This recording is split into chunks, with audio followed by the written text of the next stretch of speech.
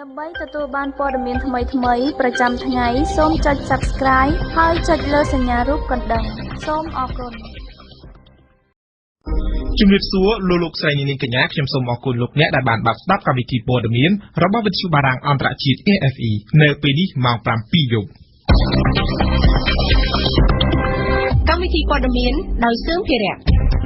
ឧត្តមស្នងការសិទ្ធិមនុស្សអង្គការសហប្រជាជាតិទទួលបន្ទុកសិទ្ធិមនុស្សបារម្ភពីការបោះឆ្នោតនៅកម្ពុជាក្រោយតុលាការរំលាយបកប្រឆាំងមេដឹកនាំគណៈបកប្រឆាំងនៅក្រៅប្រទេសប្រកាសធ្វើយុទ្ធនាការព្រមគ្នាដើម្បីដាក់សម្ពាធលើរដ្ឋាភិបាលកម្ពុជាក្រោយរំលាយគណៈបកប្រឆាំងព្រះរាជអាជ្ញាសម្រាប់ចាប់ប្រកាន់អតីតបុគ្គលិកវិទ្យុអាស៊ីសេរី2រូបជាផ្លូវការចិនចង់ពង្រឹងចំណងមិត្តភាពជាមួយកូរ៉េខាងជើងលោកត្រាំជួវិញសិនសេចក្តីសម្រេចអនុញ្ញាតនាំភ្លុកដំរីចូលសហរដ្ឋអាមេរិកRFI ពីទីក្រុងហ្សឺណែវប្រទេសស្វីសឧត្តមស្នងការសិទ្ធិមនុស្សនៃអង្គការសហប្រជាជាតិលោក Zeid Ra'ad Al-Hussein បានចេញសេចក្តីថ្លែងការណ៍មួយសម្ដែងពីក្តីបារម្ភចំពោះការបោះឆ្នោតនៅកម្ពុជាក្រោយពេលដែលតុលាការកំពូលសម្រេចរំលាយគណៈបកសង្គ្រោះជាតិដែលជាបកប្រឆាំងធំជាងគេនៅកម្ពុជាសម្រាប់លោក Zeid Ra'ad Al-Hussein ការបោះឆ្នោតដោយសេរីនិងត្រឹមត្រូវទាមទារឲ្យមានគណៈបកប្រឆាំងមួយដែលអាចធ្វើសកម្មភាពដោយសេរីគ្មានការគំរាមកំហែងហើយលទ្ធិប្រជាធិបតេយ្យពហុបកមានប្រសិទ្ធភាពទៅបានវាទាមទារឲ្យមានគណៈបកប្រឆាំងមួយដ៏មានឥទ្ធិពលផងដែរនេះបើតាមសេចក្តីថ្លែងការណ៍ចុះថ្ងៃទី17វិច្ឆិការបស់ឧត្តមស្នងការសិទ្ធិមនុស្សអង្គការសហប្រជាជាតិទទួលបន្ទុកសិទ្ធិមនុស្សលោក Zeid Ra'ad Al-Husseinមេដឹកនាំគណៈបកប្រឆាំងដែលកំពុងតែនៅក្រៅប្រទេសអះអាងថានឹងបន្តធ្វើសកម្មភាពជាមួយសហគមន៍អន្តរជាតិដើម្បីដាក់ទណ្ឌកម្មលើរដ្ឋាភិបាលកម្ពុជាប៉ុន្តែថាមិនធ្វើឲ្យប៉ះពាល់ដល់ប្រជាពលរដ្ឋខ្មែរនោះទេនេះបើតាមលោកអេងឆៃអៀងអនុប្រធានគណៈបកសង្គ្រោះជាតិលោកអេងឆៃអៀងបានឲ្យដឹងថានៅថ្ងៃទី18វិច្ឆិកានេះក្រុមមន្ត្រីជាន់ខ្ពស់គណៈបកសង្គ្រោះជាតិដែលកំពុងនៅក្រៅប្រទេសនឹងមានការប្រជុំព្រមគ្នានៅទ្វីបចំនួន3លោកបញ្ជាក់ថានៅទីក្រុងប៉ារីសប្រទេសបារាំងមានការប្រជុំដឹកនាំដោយលោកស្រីមូសុខួរនិងលោកយ៉ានបញ្ញរិទ្ធចំណែកនៅទ្វីបអាមេរិកខាងជើងគឺទីក្រុង Lowell ដឹកនាំដោយលោកសំរងស៊ីនិងលោកអេងឆៃអៀងខណៈនៅទ្វីបអូសេហានីដែលមានអូស្ត្រាលីនិងញូហ្សេឡង់គឺដឹកនាំដោយលោកយឹមសូវ៉ាន់រហូតមកទល់ពេលនេះប្រតិកម្មពីសហគមន៍អន្តរជាតិនិងប្រទេសជាម្ចាស់ជំនួយនៅតែបន្តធ្លាក់មកជាបន្តបន្ទាប់ជុំវិញសារដីការរំលាយគណៈបកសង្គ្រោះជាតិរបស់តុលាការកំពូលក្រសួងការបរទេសស៊ុយអែតនៅយប់មិញនេះបានចេញសេចក្តីថ្លែងការណ៍សម្ដែងក្តីព្រួយបារម្ភយ៉ាងខ្លាំងចំពោះសេចក្តីសម្រេចរបស់តុលាការកំពូលក្នុងការរំលាយគណៈបកសង្គ្រោះជាតិរដ្ឋមន្ត្រីក្រសួងការបរទេសស៊ុយអែតលើកឡើងថាវិធានការថ្មីប្រឆាំងនឹងគណៈបកប្រឆាំងប្រព័ន្ធផ្សព្វផ្សាយនិងអង្គការសង្គមស៊ីវិលគឺជាការធ្លាក់ចុះយ៉ាងធ្ងន់ធ្ងរសម្រាប់ការអភិវឌ្ឍតាមបែបប្រជាធិបតេយ្យនិងសិទ្ធិមនុស្សនៅកម្ពុជារដ្ឋាភិបាលស៊ុយអែតក៏បានស្នើរដ្ឋាភិបាលកម្ពុជាឲ្យអនុញ្ញាតឲ្យគណៈបកប្រឆាំងប្រព័ន្ធផ្សព្វផ្សាយនិងអង្គការសង្គមស៊ីវិលដំណើរការដោយសេរីស៊ុយអែតចាត់ទុកថាការបោះឆ្នោតដែលគណៈបកប្រឆាំងមិនត្រូវបានអនុញ្ញាតឲ្យចូលរួមមិនអាចចាត់ទុកថាស្របច្បាប់នោះទេយើងងាកមកចាប់អារម្មណ៍ជុំវិញប្រតិកម្មពីសំណាក់ប្រទេសបារាំងវិញម្ដងក្រសួងអឺរ៉ុបនិងការបរទេសបារាំងលើកឡើងថាការសម្រេចចិត្តដោយតុលាការកំពូលកម្ពុជាបានធ្វើឲ្យមានការចាប់សួរពីដំណើរការប្រជាធិបតេយ្យដែលបានចាប់ផ្ដើមបន្ទាប់ពីកិច្ចព្រមព្រៀងប៉ារីសនៅឆ្នាំ1991បារាំងលើកឡើងថាក្នុងករណីគ្មានគណៈបកប្រឆាំងការបោះឆ្នោតសភាឆ្នាំ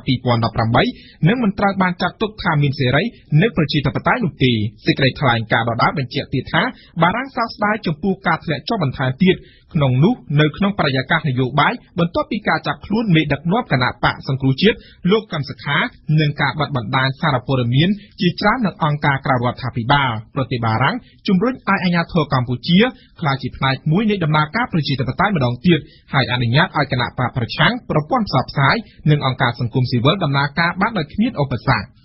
ប៉ុន្តែជាការកត់សម្គាល់ប្រទេសជប៉ុនដែលជាប្រទេសផ្ដល់ជំនួយមួយដ៏ធំមកកម្ពុជាដែរនោះបានបន្តរក្សាភាពស្ងៀមស្ងាត់មិនមាត់ក៏អ្វីទាំងអស់ដូច្នេះអ្នកវិភាគសង្គមនិងនយោបាយលោកបណ្ឌិតមាសនេះមើលឃើញថាជប៉ុនអាចមានទឹកមាត់ប្រៃមកលើរដ្ឋាភិបាលកម្ពុជាក្នុងការសម្របសម្រួលបញ្ហានយោបាយនាពេលបច្ចុប្បន្ននេះលោកបណ្ឌិតមាសនេះ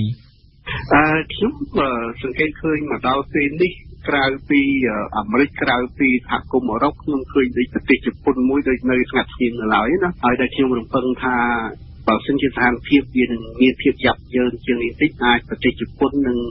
ចូលមកធ្វើការសម្របសម្រួលនៅក្នុងរឿងនឹងក្នុងពេលណាមួយដែលគេថាមិនយូរប្រហែលពីឥឡូវទៅប៉ុន្តែវាអាស្រ័យទៅលើថាតើរដ្ឋាភិបាលនឹងចង់ទឹកប្រទេសខ្មែរចុះភ្នំឬក៏ឡើងភ្នំទៅប៉ុណ្ណឹងបាទហើយខ្ញុំជឿថានឹងអាចមានអន្តរាគមន៍ពីប្រទេសណាដូចជាប្រទេសជប៉ុននេះហ្នឹងបាទសម្រាប់ទស្សនៈរបស់ខ្ញុំរដ្ឋាភិបាលគួរតែគិតពិចារណាអំពីការពឹងទៅលើខ្មែរគ្នាឯងពឹងលើខ្លួនឯងវិញល្អជាងបាទព្រោះប្រទេសជិតខាងកាលណាគេមិនពេញចិត្តយើងថ្ងៃណាមួយគេគេចេញទៅឥឡូវដូចជប៉ុនយើងគិតថាជប៉ុនក៏នៅក្នុងប្លុករបស់សហគមន៍អឺរ៉ុបនិងអាមេរិកដែរអញ្ចឹងជប៉ុនក៏ត្រូវទទួលរងនៅសម្ពាធពីអាមេរិកដែរបើសិនជប៉ុននៅតែបន្តលោកលអឿនជាមួយរដ្ឋាភិបាលកម្ពុជាបើសិនណាជាគេត្រូវដាក់ទណ្ឌកម្មបាទហើយដូចចិនក៏ចឹងដែរយើងពឹងទៅលើចិនមែនប៉ុន្តែបើសិនជាវិបត្តិសេដ្ឋកិច្ចរបស់វិនិយោគទុនចិននៅមាននៅស្រុកខ្មែរយើងមានដោយសារតែគេគុំគាត់សេដ្ឋកិច្ចព្រោះចិនមិនរកស៊ីតែជាមួយខ្មែរមិនមែនទឹកអីវ៉ាន់នៅស្រុកចិនណាវាទឹកយកទៅលក់នៅអឺរ៉ុបអីដូចគ្នាតែបាទទៅអាមេរិកអីចឹងបាទអញ្ចឹងបើសិនជាប្រទេសទាំងអស់នោះគេមានការដាក់ទណ្ឌកម្មអីមកក្រុមវិនិយោគទុនចិនហ្នឹងក៏គេមានបញ្ហាដែរគេមករកស៊ីស្រុកយើងគេសង្ឃឹមថាស្រុកយើងផ្ទះហ្នឹងវាគ្រួសារហ្នឹងប្រកាសជាមានកំណត់មានមារយាទល្អចេះនាំឲ្យរកស៊ីអុកល្អណាប៉ុន្តែបើសិនជាគ្រួសារនឹងជួបគ្នាខ្ញុំគិតថាពេលខ្លះអាចចិនហ្នឹងអាចគេខ្វះការអត់ធ្មត់បាត់បង់ការអត់ធ្មត់របស់គេដែរបើសិនគេខាតបង់របស់គេច្រើនហើយយើងដឹងថាមហាអំណាចជាមួយសិទ្ធិរកចំណេញគ្នាខ្លួនបាទ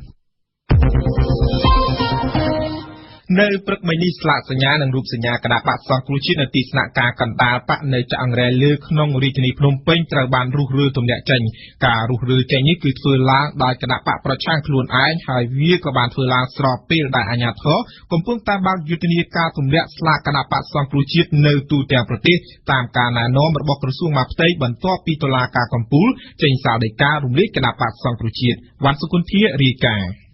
ការសម្រេចទម្លាក់ស្លាកសញ្ញាគណបកដោយខ្លួនឯងនៅទីស្នាក់ការធំក្នុងទីក្រុងភ្នំពេញនេះគឺបន្ទាប់ពីអភិបាលរាជធានីភ្នំពេញលោកឃុំស្រីបានប្រាប់ទៅលោកស្រីជូឡុងស៊ូម៉ូរ៉ាដែលជាម្ចាស់ដីឡូដែលទីស្នាក់ការបកប្រឆាំងតាំងនៅនេះឲ្យរុះរើនិងដកចេញនៅស្លាកសញ្ញាគណបកសង្គ្រោះជាតិឲ្យបានមុនថ្ងៃទី22ខែវិច្ឆិកាឆ្នាំ2017ជាកំហិតតាមរយៈលិខិតចុះថ្ងៃទី17វិច្ឆិកាលោកឃុំស្រីក៏បានប្រមានផងដែរថាបើមិនមានការរុះរើតាមការកំណត់ទេនោះគឺអាជ្ញាធរនឹងចុះទៅរុះរើដោយខ្លួនឯងតែម្ដងដោយមិនទទួលខុសត្រូវនៅរាល់ការខូចខាតនោះឡើយគួរក៏សម្គាល់ថាការអនុវត្តរបស់រដ្ឋបាលក្រុងភ្នំពេញនាពេលនេះគឺធ្វើឡើងតាមការណែនាំរបស់ក្រសួងមហាផ្ទៃក្នុងគោលបំណងអនុវត្តសាលដីការបស់តុលាការកំពូលដែលសម្រេចរំលាយចោលគណបកសង្គ្រោះជាតិកាលពីថ្ងៃប្រហ័សក្នុងការអនុវត្តសាលដីកានេះក្រសួងមហាផ្ទៃបានតម្រូវឲ្យរដ្ឋបាលរាជធានីខេត្តនិងអាជ្ញាធរពាក់ព័ន្ធធ្វើការណែនាំឲ្យមានការទម្លាក់ស្លាកសញ្ញាគណបកសង្គ្រោះជាតិនៅតាមទីស្នាក់ការបដិទាំងអស់នៅទូទាំងប្រទេសក្រៅពីនេះក្រសួងមហាផ្ទៃក៏បានប្រាប់ឲ្យណែនាំដល់ម្ចាស់អចលនវត្ថុទាំងឡាយឲ្យធ្វើការដកចេញនៅស្លាកសញ្ញានានារបស់គណបកសង្គ្រោះជាតិជាបន្តផងដែរ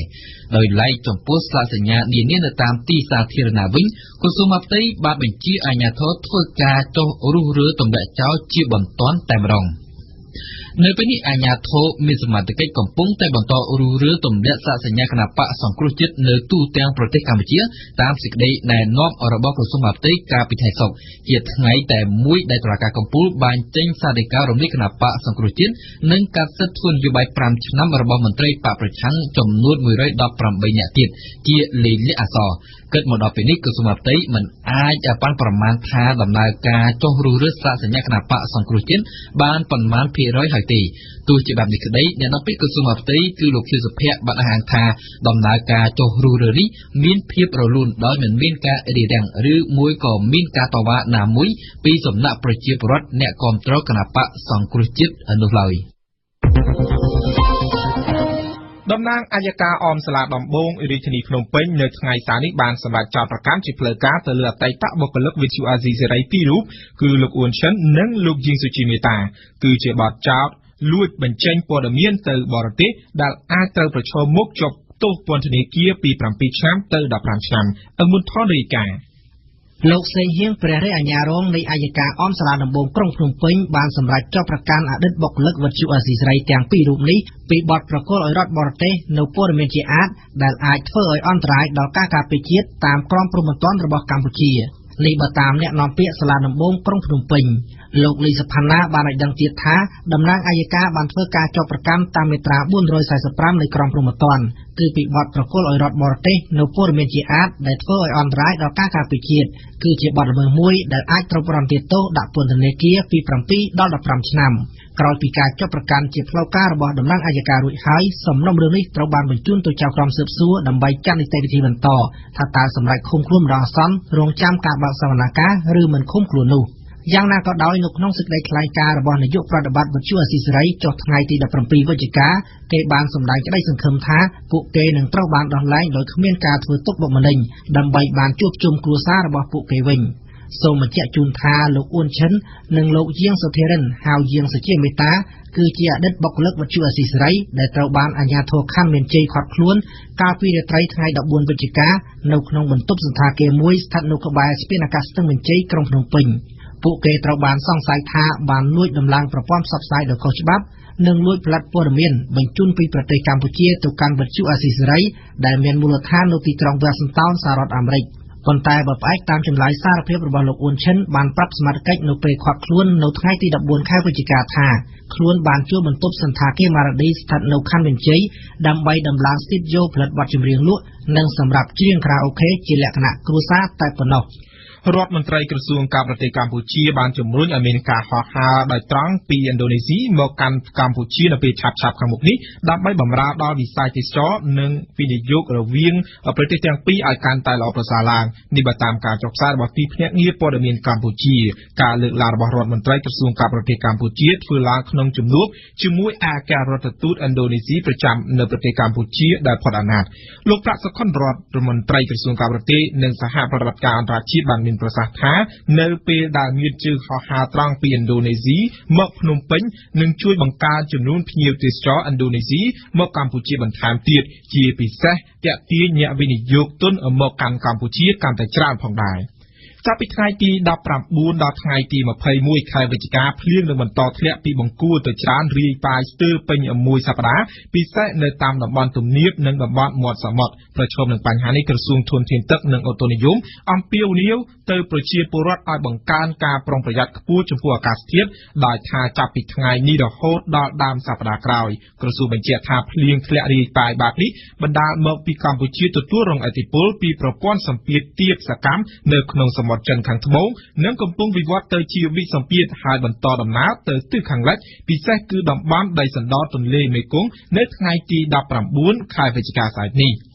ក្រសួងសង្គមគិច្ចអតីតយុវជននិងយុវនីតិសម្បទាគ្រោងបើកទទួលសេវាថែទាំមនុស្សវ័យចាស់គ្មានទីពឹងជាលើកដំបូងនៅកម្ពុជានាពេលឆាប់ៗនេះដើម្បីលើកកម្ពស់កិច្ចគាំពារផ្នែកសុខុមាលភាពមនុស្សចាស់ឲ្យកាន់តែប្រសើរឡើងនេះគឺជាការលើកឡើងរបស់លោកមុំប៊ុនថនអនុរដ្ឋលេខាធិការក្រសួងសង្គមគិច្ចថ្លែងនៅក្នុងសិក្ខាសាលាស្ដីពីការបំពេញតារាងសម្រាប់ផ្តល់សេវាដល់មនុស្សចាស់កាលពីថ្ងៃម្សិលមិញបើតាមអនុរដ្ឋលេខាធិការគម្រោងបើកដំណើរការមជ្ឈមណ្ឌលថែទាំមនុស្សវ័យចាស់នឹងត្រូវធ្វើឡើងយ៉ាងយូរនាឆ្នាំក្រោយខាងមុខនេះពលគឺនៅពេលដែលរាជរដ្ឋាភិបាលដាក់ឲ្យអនុវត្តជាផ្លូវការនៃគោលនយោបាយជាតិស្ដីពីមនុស្សវ័យចាស់ចាប់ពីឆ្នាំ2017នេះរហូតដល់ឆ្នាំ2030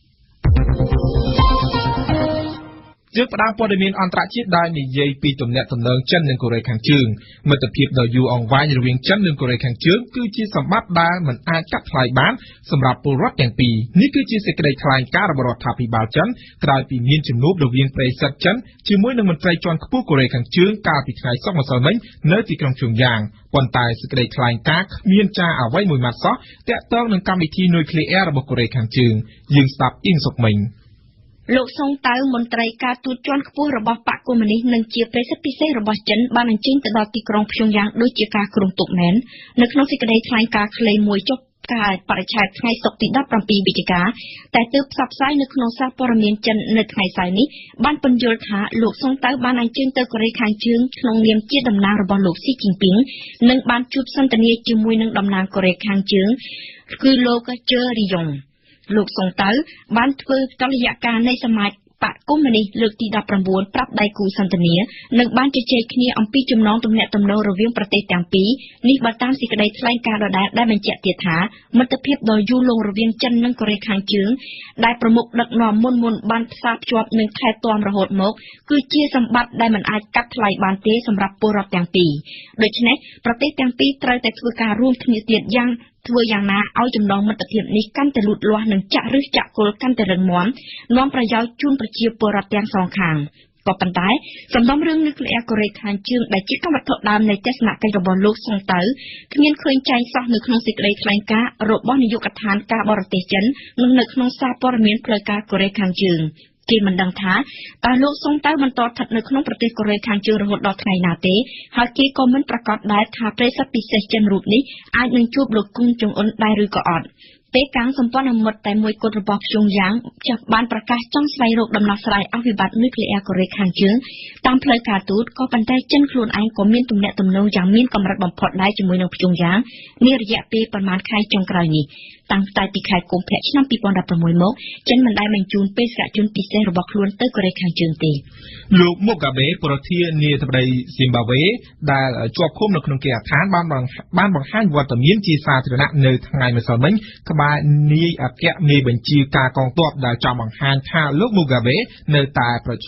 តែជាប្រមុខរដ្ឋដែលគិតពិតជាក់ស្ដែងស្ថានភាពនយោបាយកំពុងតែទាល់ច្រកខ្លាំងលោកមុកកាបេបដិសេធមិនព្រមលាចេញពីតំណែងនោះទេលោកសាទហារីរីនាយករដ្ឋមន្ត្រីលីបង់ដែលបានប្រកាសលាលែងពីតំណែងនិងដែលត្រូវគេសង្ស័យថាត្រូវបានអារ៉ាប៊ីសាអូឌីតចាប់បង្ខាំងទុកនោះទើបតែបានមកដល់ទីក្រុងប៉ារីសនៅព្រឹកថ្ងៃសៅរ៍ទី18វិច្ឆិកានេះគឺជាការអន្តរាគមន៍របស់ប្រធានាធិបតីបារាំងដើម្បីឈានទៅរកច្រកចេញនៃវិបត្តិដ៏សាមញ្ញរវាងលីបង់និងអារ៉ាប៊ីសាអូឌីតវាក៏ជាឱកាសដែលលោកប្រធានាធិបតីថ្មីរបស់បារាំងអាចហក់ទៅមានវត្តមានក្នុងកិច្ចការអន្តរាគមន៍នៅតំបន់ដាបូពីដែរបន្តិចទៀតយើងនឹងវិលមកលំអិតជុំវិញព័ត៌មាននេះនៅក្នុងនីតិព្រឹត្តិការណ៍អន្តរជាតិប្រចាំថ្ងៃដោយយើងមានបទអន្តរាគមន៍របស់មុំពិសីជាសេចក្តីប្រកាសត្រឡប់ទៅត្រឡប់មកដល់ចម្រូងចម្រាសនៅថ្ងៃសុក្រម្សិលមិញលោកប្រធានាធិបតីដូណាល់ត្រាំបានប្រកាសព្យួរសេចក្តីសម្រេចអនុញ្ញាតឲ្យមានការនាំចូលភ្លុកដំរីមកសហរដ្ឋអាមេរិកវិញសិនលោកត្រាំបានបញ្យល់ថាត្រូវការពេលវេលាដើម្បីពិចារណាឡើងវិញប៉ុន្តែការពិតទំនងដោយហេតុតែមានការរិះគន់ខ្លាំងពេកតាមប្រព័ន្ធសង្គមយើងស្ដាប់អ៊ីងសុកមិញនៅថ្ងៃសុក្រម្សិលមិញរដ្ឋបាលអាមេរិកបានផ្សព្វផ្សាយវិធានការថ្មីអនុញ្ញាតឲ្យអ្នកប្រមាញ់អាចនាំភ្លុកដំរីងាប់ពីស៊ីមបាវេចូលមកសហរដ្ឋអាមេរិកវិញបានក៏ប៉ុន្តែពី3ម៉ោងក្រោយមកលោកត្រាំក៏បានបង្ហោះសារ Twitter ប្រកាសព្យួរសេចក្តីសម្រេចនោះវិញដើម្បីមានពេលពិចារណាឡើងវិញជាមួយនឹងរដ្ឋមន្ត្រីក្រសួងមហាផ្ទៃផងនិងដើម្បីសិក្សាអំពីទិន្នន័យអភិរក្សផងវិធានការថ្មីចង់លើកបំរាមនាំភ្លុកដំរីចូលរបស់រដ្ឋាភិបាលអាមេរិកបានបង្កបង្កើតឲ្យមានការរិះគន់យ៉ាងខ្លាំងពីសំណាក់ក្រុមអ្នកបរិស្ថានដែលយល់ថាការបដូរវិធានការនេះអាចនឹងបង្កបង្កើនការគំរាមកំហែងកាន់តែខ្លាំងឡើងដល់ជីវិតសត្វដំរីដែលជិតផុតពូជការរិះគន់នេះបានធ្លាក់មកដោយព្យុះសង្គ្រាមតាមប្រព័ន្ធសង្គមអមដោយរូបថតកូនប្រុសលោកត្រាំអ្នកនិយមការប្រមាញ់ផងសូមបញ្ជាក់ថាការនាំចូលភ្លុកដំរីមកអាមេរិកត្រូវបានហាមឃាត់ទាំងស្រុងតាំងតែពីឆ្នាំ2014មកក្នុងសម័យដឹកនាំដោយលោកអូបាម៉ាក៏ប៉ុន្តែនៅថ្ងៃសុក្រម្សិលមិញរដ្ឋបាលលោកត្រាំបានប្រកាសលុបចោលវិធានការនោះចេញទៅវិញដែលហេតុតែមានការពន្យល់ថាហ្សំប៊ីនិងស៊ីមបាវេមានច្បាប់អភិរក្សសត្វព្រៃតឹងតែងថ្មីកម្រិតអន្តរជាតិហើយអាមេរិកបានរកឃើញការព្រមព្រៀងជាមួយនឹងស៊ីមបាវេថាការប្រមាញ់យកភ្លុកនៅរវាងពីខែមករាឆ្នាំ2016ដល់ថ្ងៃទី31ធ្នូឆ្នាំ2018បានអនុញ្ញាតឲ្យសត្វដំរីអាមេរិកអាចរស់បានស្រួលការព្រមព្រៀងនេះនឹងបដូរវិធានការត្រូវបានធ្វើឡើងនៅក្នុងជំនួបនៅតង់ហ្សានីស្ដីអំពីការប្រមាញ់ដើម្បីភ្លុកដំរីសូមបញ្ជាក់ថាចំនួនដំរីនៅអាហ្វ្រិកបានធ្លាក់ចុះ 1/5 នៅរវាងពីឆ្នាំ2006ដល់2015នេះបើយោងតាមសហភាពអភិរក្សធម្មជាតិ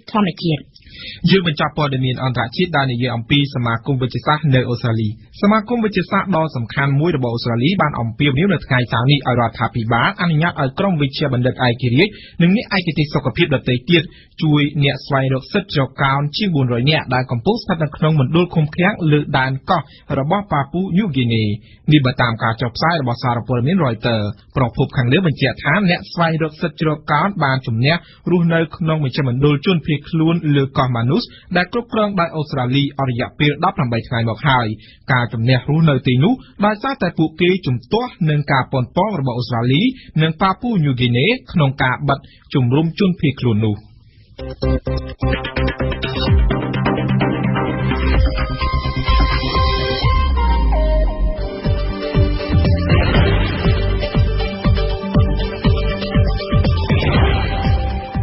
វិទ្យុបារាំង RFI ភ្នំពេញ92 MHz សៀមរាប92 MHz បាត់ដំបងក្រុងព្រះសីហនុនិងកំពង់ចាម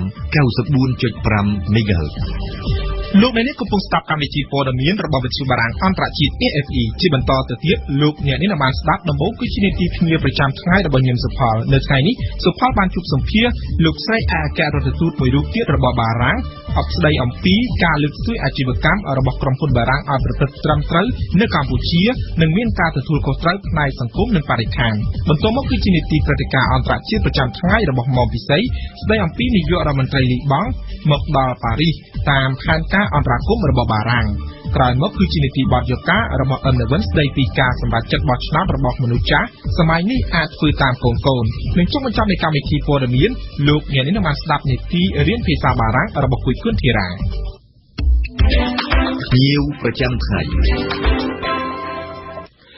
លោកស្រី Zerner Viev Van Rossum គឺជាឯកអគ្គរដ្ឋទូតមួយរូបទទួលបន្ទុកក្រមសីលធម៌វិទ្យាសាស្ត្ររបស់ក្រសួងការបរទេសបារាំងលោកស្រីបានធ្វើទស្សនកិច្ចរយៈពេលមួយសប្តាហ៍នៅក្នុងប្រទេសកម្ពុជាដើម្បីជាការលើកស្ទួយក្រុមហ៊ុនបារាំងនៅកម្ពុជាឲ្យពួកគេមានការទទួលខុសត្រូវផ្នែកសង្គមនិងបរិស្ថានផងដែរក្រៅពីនេះលោកស្រីក៏បានចូលរួមនៅក្នុងកម្មវិធីប្រកួតប្រជែងជាលើកទី2របស់ក្រុមហ៊ុនបារាំងចំនួន17នៅកម្ពុជានិងមានការប្រគល់ពានរង្វាន់ចំនួន3ប្រភេទសូមអញ្ជើញស្ដាប់ដូចតទៅសូមជម្រាបសួរលោកស្រី Geneviève Van Rossum Bonjour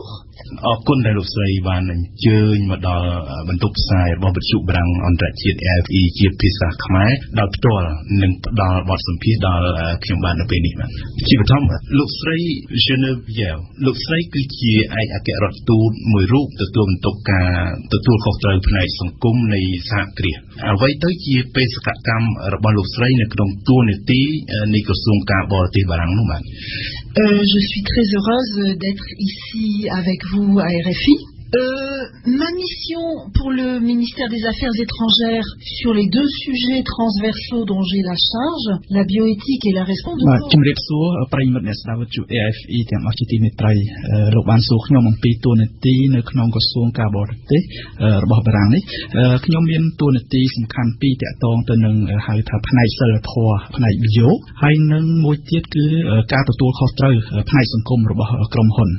ប្រធានបទទាំងពីរនេះគឺមានសារៈសំខាន់ណាស់សម្រាប់ប្រទេសបារាំងហើយក៏ជាប្រធានបទដែលមានសារៈសំខាន់ហើយដែលត្រូវបានគេពិភាក្សាគ្នាយ៉ាងផុសផុលផងដែរនៅលើឆាកអន្តរជាតិដូច្នេះហើយវាជាការចាំបាច់ណាស់សម្រាប់ប្រទេសបារាំងជាពិសេសក្រសួងការបរទេសរបស់ប្រទេសបារាំងហ្នឹងនៅក្នុងការតែងតាំងបុគ្គលម្នាក់ដើម្បីទទួលបន្ទុកសម្របសម្រួលជាមួយនឹងស្ថាប័នបារាំងផ្សេងៗនៅតាមក្រសួងផ្សេងៗហើយវាជាការចាំបាច់ណាស់ដែលបុគ្គលទទួលបន្ទុកកិច្ចការហ្នឹងគឺធ្វើការយ៉ាងណាសម្របសម្រួលជាមួយនឹងដៃគូថ្នាក់ជាតិក៏ដូចជាថ្នាក់អន្តរជាតិផងដែរដើម្បីធ្វើយ៉ាងណាឲ្យមានការពិភាក្សាមួយទទួលបានលទ្ធផលល្អសម្រាប់ស្ថាប័នបារាំងក៏ដូចជាទទួលបានលទ្ធផលស៊ីចង្វាក់គ្នាផងដែរនៅក្នុងចំណោមក្រុមហ៊ុនពហុសាសន៍បារាំងនិងអន្តរជាតិផ្សេងៗ qui soit cohérente dans les différentes institutions que ce soit des institutions multilatérales, internationales ou régionales. លោកស្រីបានអញ្ជើញមកដល់ប្រទេសកម្ពុជាតាំងពីថ្ងៃទី14វិច្ឆិកាមកម្លេះអ្វីទៅជាគោលបំណងនៃការងាររបស់លោកស្រីនៅក្នុងប្រទេសកម្ពុជានោះបាទ En effet, je suis au Cambodge pour une visite d'une semaine. L'objectif de ce déplacement est d'une part de mettre en valeur les actions que conduit គោលបំណងនៃទស្សនកិច្ចរយៈពេលមួយសប្តាហ៍របស់ខ្ញុំនៅប្រទេសកម្ពុជានេះគឺយើងចង់ធ្វើយ៉ាងណាលើកស្ទួយការប្រព្រឹត្តឬក៏ការអាជីវកម្មរបស់ក្រុមហ៊ុនបារាំងនៅប្រទេសកម្ពុជានោះនៅលើផ្នែកទទួលខុសត្រូវផ្នែកសង្គមការទទួលខុសត្រូវផ្នែកបរិស្ថានហើយក៏ដូចជាច ង់ដឹងអំពីព័ត៌មានផ្សេងៗឲ្យបានកាន់តែលម្អិតអំពីស្ថានភាពរបស់ប្រទេសដទៃដែលមានទំនាក់ទំនងជាមួយនឹងប្រទេសបារាំង Informer mieux sur la situation dans des pays avec lesquels la France a de nombreux échanges commerciaux. បាទលោកស្រីបានចូលរួមនៅក្នុងពិធីផ្ដល់ពានរង្វាន់នៃការប្រកួតប្រជែងស្ដីពីការទទួលខុសត្រូវសង្គមនៃសហគ្រាសដែលរៀបចំឡើងដោយសហគ្រាសបារាំងនៅប្រទេសកម្ពុជាលោកស្រីអាចបញ្ជាក់ប្រាប់អស់លោកអ្នកស្ដាប់វិទ្យុ RFE បានទេពីការប្រកួតប្រជែងនេះបាទ Alors, ce concours RSE, c'est un concours qui en est à sa deuxième édition. Il a donc été créé en 2016 et c'est un concours qui a pour but d'encourager ការប្រកួតប្រជែងក្រុមហ៊ុនដែលមានការទទួលខុសត្រូវផ្នែកសង្គមនេះគឺជាការរៀបចំលើកទី2ហើយនៅប្រទេសកម្ពុជាកាលពីឆ្នាំមុនយើងបានរៀបចំជាលើកទី1ហើយគោលបំណងនៃការរៀបចំការប្រកួតប្រជែងហ្នឹងការប្រកួតប្រជែង RSE ហ្នឹងគឺថាយើងចង់ធ្វើយ៉ាងណាលើកស្ទួយក៏ដូចជាលើកទឹកចិត្តឲ្យក្រុមហ៊ុនដែលរកស៊ីនៅប្រទេសកម្ពុជាហ្នឹងជាពិសេសក្រុមហ៊ុនបារាំងឬក៏ដែលមានទំនាក់ទំនងជាមួយនឹងបារាំងហ្នឹងលើកស្ទួយឲ្យគាត់គិតគូរទៅដល់បរិស្ថានគិតគូរឲ្យមានការទទួលខុសត្រូវផ្នែកសង្គមហើយនេះក៏ជាឱកាសមួយផងដែរនៅក្នុងការលើកស្ទួយផ្ដល់តម្លៃទៅដល់ការចូលរួមរបស់សហគមន៍ធុរកិច្ចបារាំងហ្នឹងនៅក្នុងការរីកចម្រើនឬក៏ការរួមចំណែកដល់ការរីកចម្រើននៃការអភិវឌ្ឍប្រកបដោយចីរភាពនៅប្រទេសកម្ពុជាខ្ញុំសូមនិយាយលម្អិតបន្តិចអំពីការប្រឡងប្រជែងហ្នឹងគឺថាយើងមានក្រុមហ៊ុនទាំងអស់17បានចូលរួមប្រកួតប្រជែងដោយស្នើជាគម្រោងបង្ហាញជាគម្រោងចំនួន20ដើម្បីទទួលរង្វាន់នៅក្នុងប្រភេទ3រង្វាន់ហ្នឹងមាន3ប្រភេទផ្សេងៗគ្នានៅក្នុងប្រភេទទី1ដែលយើងហៅថាជាប្រភេទការទទួលខុសត្រូវផ្នែកសង្គមជាទូទៅរបស់ក្រុមហ៊ុនហ្នឹងរង្វាន់គឺបានទៅលើសិប្បករអង្គរហើយចំណែកទី2គម្រោងទី2វិញគឺបានទៅលើគម្រោងរបស់ក្រុមហ៊ុនទេសចរ Exo Travel ដែលមានឈ្មោះថាគម្រោងទន្លេ Q បាទចំពោះប្រភេទរង្វាន់ទី2នេះវិញគឺថាជាគេហៅថាជារង្វាន់ជាលក្ខណៈឯកជននោះឯកតនាមរង្វាន់ផ្ទាល់ខ្លួនមួយនោះគឺថាជារង្វាន់មួយដែលយើងគិតទៅដល់លទ្ធផលនៃគម្រោងហ្នឹងដែលមានជាប្រយោជន៍ទៅដល់សេដ្ឋកិច្ចទៅដល់សង្គមទៅដល់បរិស្ថានហើយក៏ដូចជាការលើកស្ទួយទៅដល់ការអនុវត្តល្អៗផងដែរហើយហេតុដែលក្រុមហ៊ុន Exo Travel ទទួលបានរង្វាន់នេះគឺថាដោយសារគម្រោងមួយជាគម្រោងប្រយុទ្ធប្រឆាំងទៅនឹងការបោះចោលសំរាមនៅក្នុងទន្លេហើយគម្រោងទី3ដែលជាគម្រោងចុងក្រោយនោះគឺយើងមានរង្វាន់មួយគេហៅថារង្វាន់នៃកិច្ចសហប្រតិបត្តិការហើយរង្វាន់ទី3នេះគឺយើងបានចែកទៅដល់ក្រុមហ៊ុន2រួមគ្នាគឺក្រុមហ៊ុនធានារ៉ាប់រង Prevost កម្ពុជាហើយនិងសន្តាគារ Sofitel អង្គរដែលបានលើកគម្រោងរួមគ្នាមួយទាក់ទងទៅនឹងវិស័យសុខាភិបាលបើនិយាយទៅខ្ញុំអាចនិយាយបានថាឆ្លងតាមរយៈការសន្ទនាផ្សេងៗដែលខ្ញុំមាននៅក្នុងពេលទស្សនកិច្ចនៅកម្ពុជានេះខ្ញុំសង្កេតឃើញថាក្រុមហ៊ុនទាំងអស់ហាក់ដូចជាផ្ដល់ការយកចិត្តទុកដាក់យ៉ាងខ្លាំងទៅលើផ្នែកទទួលខុសត្រូវសង្គមនេះហើយអ្នកដែលខ្ញុំបានជួបហ្នឹងគឺគាត់យល់ឃើញយ៉ាងច្បាស់ថាការទទួលខុសត្រូវផ្នែកសង្គមនេះគឺមានសារៈសំខាន់បំផុតនៅក្នុងការអភិវឌ្ឍប្រកបដោយចីរភាពរបស់ប្រទេសកម្ពុជា des impacts positifs sur leurs employés qui seraient ainsi fidélisés et également sur leur production en termes de qualité ដូច្នេះលោកស្រីអាចធ្វើការប្រៀបធៀបបន្តិចបានទេរវាងការទទួលខុសត្រូវផ្នែកសង្គមនៃសហគ្រាសនៅកម្ពុជានិងការទទួលខុសត្រូវផ្នែកសង្គមនៃសហគ្រាសនៅប្រទេសបារាំងឃើញថាមានភាពខុសគ្នាយ៉ាងដូចម្តេចទៅបាទ Alors, en ce qui concerne la France, on constate que l'opinion publique est très mobilisée sur ces questions depuis plusieurs dizaines d'années et que នៅប្រទេសបារាំងគឺថាប្រជាជនចាប់ផ្ដើមយកចិត្តទុកដាក់ទៅលើការទទួលខុសត្រូវផ្នែកសង្គមរបស់ក្រុមហ៊ុនហ្នឹងអស់រយៈពេលប្រហែលជា4-10ឆ្នាំមកហើយគឺថាយើងយូរដែរហើយហើយដូច្នេះហើយបានជាមានការតាក់ទាញចំណាប់អារម្មណ៍របស់រដ្ឋាភិបាលហ្នឹងឲ្យគិតគូរយកចិត្តទុកដាក់កាន់តែខ្លាំងទៅលើចំណុចនេះដោយមានការបង្កើតជាច្បាប់ក៏ដូចជាការគាំទ្រឲ្យក្រុមហ៊ុននានាហ្នឹងគឺគាត់អនុវត្តជាលក្ខណៈស្ម័គ្រចិត្តដើម្បីលើកស្ទួយការទទួលខុសត្រូវផ្នែកសង្គមនេះនៅប្រទេសកម្ពុជាវិញគឺខ្ញុំអាចនិយាយចេះគឺថាវិធានការមួយចំនួនដែលយើងបានចាត់នៅប្រទេសបារាំងហ្នឹងគឺថាមានឥទ្ធិពលទៅដល់ដៃគូសហប្រតិបត្តិការផ្នែកសេដ្ឋកិច្ចនៅប្រទេសផ្សេងៗទៀតដែរ ឧទាហរណ៍ជាក់ស្ដែងដូចជាការអនុម័តច្បាប់ស្ដីពីកាតព្វកិច្ចដែលត្រូវមានការប្រុងប្រយ័ត្នដែលយើងបានអនុម័តកាលពីខែមីនាឆ្នាំមុនហ្នឹងគឺថាមានឥទ្ធិពលទៅដល់ការប្រព្រឹត្តទៅរបស់ក្រុមហ៊ុនបារាំងដែលធ្វើប្រតិបត្តិការនៅប្រទេសផ្សេងៗទៀតបាទគឺថាច្បាប់ហ្នឹងតម្រូវឲ្យក្រុមហ៊ុនបារាំងធំទាំងអស់ហ្នឹងនៅពេលធ្វើការអភិវឌ្ឍគឺឬក៏ថាធ្វើអាជីវកម្មនៅប្រទេសបារាំងក្តីឬក៏នៅប្រទេសផ្សេងប្រទេសទៀតក្តីហ្នឹងគឺត្រូវតែមានការប្រុងប្រយ័ត្នក៏ដូចជាត្រូវមានវិធានការបង្ការពីគ្រោះថ្នាក់ផ្សេងហើយយើងសង្ឃឹមថាច្បាប់ហ្នឹងដែលជាច្បាប់មួយថ្មីដែរហ្នឹងគឺថាមានឥទ្ធិពលជាវិជ្ជមានទៅដល់ក្រុមហ៊ុនផ្សេងដែលធ្វើទំនាក់ទំនងជាមួយបារាំងដែលទោះបីជាគាត់រកស៊ីនៅប្រទេសផ្សេងប៉ុន្តែគឺថាមានទំនាក់ទំនងនាំចេញនាំចូលជាមួយនឹងប្រទេសបារាំង impact positif sur la situation dans les pays avec lesquels il y a des échanges dans le cadre des chaînes de production. បាទមុននឹងឈានទៅដល់ការបញ្ចប់កិច្ចសម្ភាសនៅពេលនេះលោកស្រី Geneviève តើអ្វីទៅជាការបដិញ្ញាចិត្តរបស់ប្រទេសបារាំងចំពោះការទទួលខុសត្រូវផ្នែកសង្គមនៃសហគ្រាសខ្នាតអន្តរជាតិនោះ Alors, la France fait la promotion de standards élevés en matière de RSE. ទីមួយគឺថាបារាំងព្យាយាមលើកស្ទួយការអនុវត្តរបស់ក្រុមហ៊ុនផ្សេងយើងមានស្តង់ដារមួយខ្ពស់នៅក្នុងវិស័យការទទួលខុសត្រូវផ្នែកសង្គមនេះនៅលើឆាកអន្តរជាតិខ្ញុំសូមនិយាយពីលក្ខណៈទូទៅហើយចាំយើងចូលពីលក្ខណៈដោយឡែកតូចៗលម្អិតផ្សេងទៀតលក្ខណៈទូទៅគឺថានៅអង្គការសហប្រជាជាតិហ្នឹងគឺថាប្រទេសបារាំងបានចេញផ្សាយមួយគឺថាផែនការជាតិសម្រាប់ការអនុវត្តគោលការណ៍អង្គការសហប្រជាជាតិពាក់ព័ន្ធទៅនឹងក្រុមហ៊ុនហើយនិងសិទ្ធិមនុស្សហើយនៅលើឆាកអន្តរជាតិដដែលហ្នឹងគឺថាប្រទេសបារាំងគឺជាប្រទេសទី2ដែលមានចំនួនក្រុមហ៊ុនជាច្រើនជាងគេចូលរួមជាសមាជិកនៅក្នុងកតិកាអង្គការសហប្រជាជាតិហើយនៅប្រទេសបារាំងមានក្រុមហ៊ុនចំនួន1400បានស្ម័គ្រចិត្តបដិញ្ញាគឺថាលើកស្ទួយការប្រព្រឹត្តទៅដោយមានការទទួលខុសត្រូវផ្នែកសង្គមនេះហើយនៅក្នុងក្របខ័ណ្ឌនៃសហភាពអឺរ៉ុបវិញប្រទេសបារាំងបានលើកស្ទួយឲ្យមានការអនុវត្តឬក៏ការអនុវត្តច្បាប់ផ្សេងដើម្បីធ្វើយ៉ាងណាតម្រូវឲ្យក្រុមហ៊ុនទាំងអស់ហ្នឹងត្រូវតែបង្ហាញមិនមែនបង្ហាញត្រឹមតែស្ថានភាពហិរញ្ញវត្ថុរបស់ខ្លួនប៉ុណ្ណោះទេប៉ុន្តែត្រូវបង្ហាញអំពីការខិតខំប្រឹងប្រែងរបស់ខ្លួនបង្ហាញអំពីប្រតិបត្តិការរបស់ខ្លួនហ្នឹងតើមានការទទួលខុសត្រូវផ្នែកសង្គមនិងបរិស្ថានដូចនេះmais aussi des comptes rendus sur la manière dont elles mènent leurs activités en matière sociale et environnementale. បាទជាចុងក្រោយតើលោកស្រីមានអ្វីជាអនុសាសន៍ដើម្បីលើកទឹកចិត្តដល់ការទទួលខុសត្រូវផ្នែកសង្គម